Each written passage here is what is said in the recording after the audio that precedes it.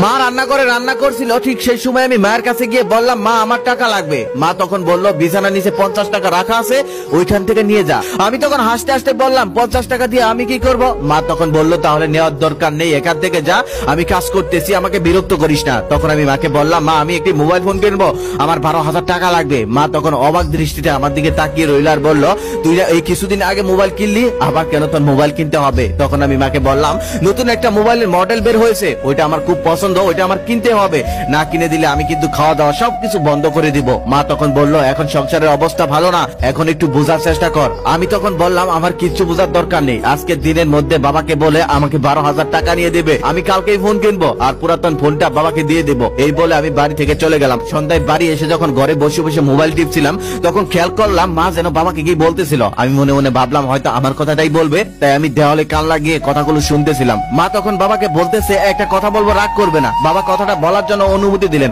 মা তখন বলতেছে, শুনেছো, তোমার ছেলে 7,000 টাকা জমিয়েছে শখের মোবাইল কেনার জন্য। বাবা তখন বলল, কিভাবে টাকা জমালো, ও টাকা পেলো কই? তখন মা বলতেছে, ওই যে আমরা দেই না হাত খরচের জন্য কিছু কিছু টাকা, সেটাই জমিয়েছে শখের মোবাইলটা কেনার জন্য। তবে মোবাইলটার দাম 12,000 টাকা, আর 5,000 টাকা তোমাকেই দিতে হবে।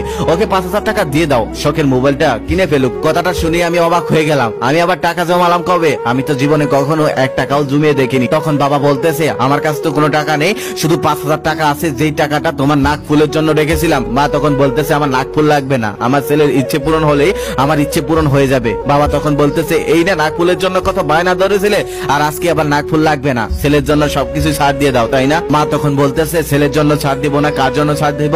আমাদের ছেলে ছাড়া আর আছে কি? ছেলেই তো আমাদের সবকিছু। পরদিন সকালে বাবা আমার মাথায় হাত রেখে বলতেছে, আমার বাবা তো অনেক বড় হয়ে গেছে, টাকা জমাতে শিখে গেছে। এই বলে সে আমাকে 5,000 টাকা দিল। আমি তখন কিছুই বলতে পারলাম না। সেখান থেকে মাথা নিচু করে মায়ের কাছে চলে এলাম আর মাকে বলতেছি, মা এত বড় মিথ্যা কথাটা তুমি কিভাবে বললে? আমি কবে টাকা জমিয়েছি? আমি তো জীবনে কখনো 1 টাকাও জমাইনি।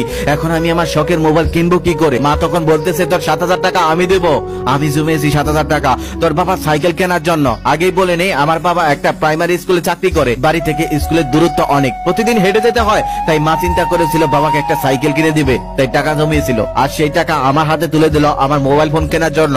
তখন আমার চোখে জল এসে গেল। আমি মাকে বললাম, মা বাবা যে টাকাটা দিয়েছে, এই টাকাটা কিসের? তখন মা বলতেছে, তোর বাবার কাছেই ছিল। তখন আমি বললাম, আমি সবকিছু শুনেছি, এটা বাবার কাছে ছিল না, এটা বাবা তোমার জন্য নাক ফুল কিনতে চেয়েছিল, আর তুমি জমিয়েছিলে বাবাকে একটা সাইকেল কিনে দেওয়ার জন্য। আর সেই টাকা দিয়ে আমি কি করে মোবাইল কিনবো? এখানে দুজনের স্বপ্ন আছে, এখন আমি ছোট নেই, অনেক কিছু বুঝি। আমি দুজনের স্বপ্ন নষ্ট করে আমার